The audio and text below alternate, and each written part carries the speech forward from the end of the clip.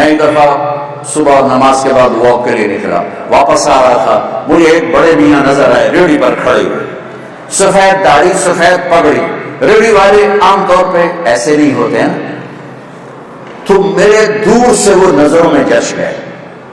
جب میں ان کے قریب سے گزرا تو میں نے ان کو یوں دیکھا، ویسے ہی مجھے اچھے لگ رہے تھے، سفید لمبی داڑھی سفید پگڑی، تو میں نے دیکھا وہ یوں کھڑے تھے ایسے، یہاں ایک ہاتھ رکھا ہوا تھا اور ایک ہاتھ انہوں نے وہ پیٹی پہ رکھا تھا ایسے، اور روئے جا ایسے آنسو گر رہے تھے جیسے برسات کی برکھا ہوتی ہے ایسے۔ میں ذرا پریشان ہو گیا کہ یہ بابا جی سفید نورانی کیوں رو رہے ہیں؟ میں کھڑا ہو گیا، میں نے کہا بابا جی خیریت ہے، آپ کیوں رو رہے ہیں؟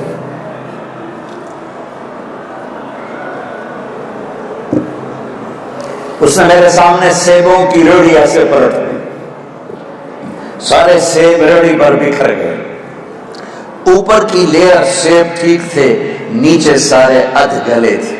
کوئٹہ سے سیب آیا، یہ پیٹی لگانے والا ایک ادنا مزدور اور اس باغ کا خریدنے والا ایک میڈیوکر اور اس کا بیچنے والا بھی ایک متوسط، کوئی وزیر اعظم نہیں یہ کر رہا، وزیر اعلیٰ نہیں کر رہا، کوئی 22 گریڈ کا سیکٹری نہیں کر رہا ہے، لیکن اس نے کس کو جا کے ہٹ کیا کہ ایک نیک شریف غریب آدمی کا سینہ چیر لیا اور اس کے آنسو یوں کر کے کہنے۔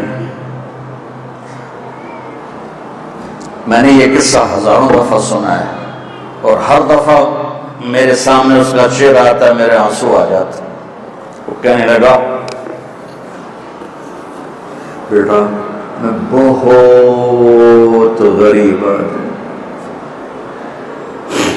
اس کی بہت نے ایسے مجھے چیر لیا، بیٹا میں بہت غریب آدمی، میں ایک پیٹی سے ملا تھا، وہ عصر تک بک جاتے ہیں، شام کو میں تازہ آٹا لے کر اپنے بچوں کے لیے گھر جاتا۔ آج کسی نے میرے بچوں کی روٹی مجھ سے چھین،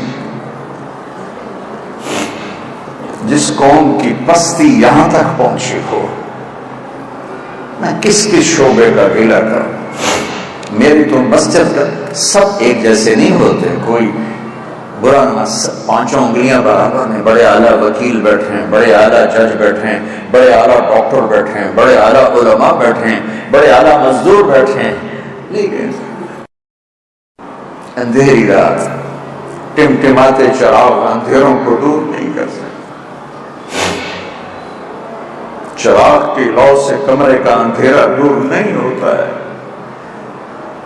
مائیں سینہ کلیجے جلوا کے بیٹھی ہیں، باپ اپنی اولاد سے عزتیں گنوا کے بیٹھے ہیں، بازار کے تاجر جھوٹ کو تجارت بنا کے بیٹھے، دھوکے کو فراڈ کو ملا۔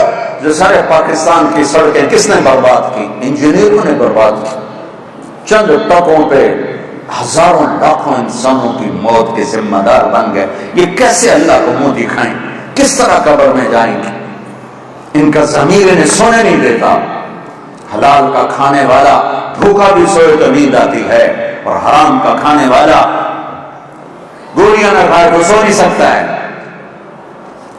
تم میری اولاد بیٹھے ہو، میں جذباتی ہو گیا ہوں۔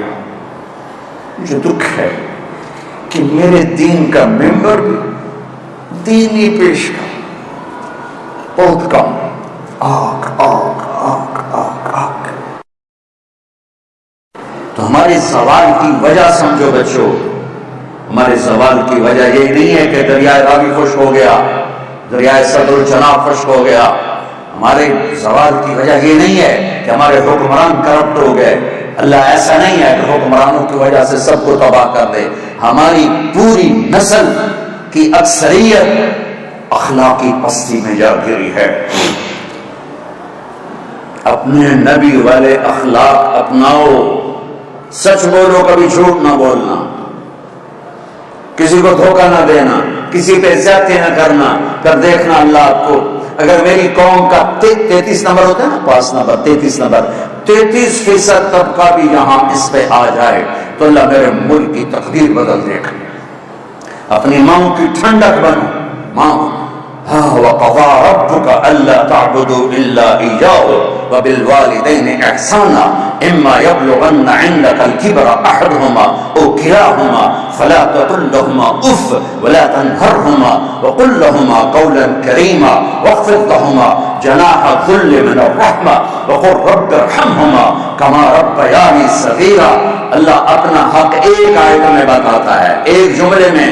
وَقَضَى رَبُّكَ أَلَّا تَعْبُدُوا إِلَّا إِيَّاهُ، تیرے رب کا فیصلہ ہے کہ اللہ کی بندگی کر، اور اس کے بعد 10 جملے ماں باپ کے بتاتا ہے. 10 جملے میرے نبی کا. میں تو ایک ہی بیان کر رہا ہوں ساری دنیا میں.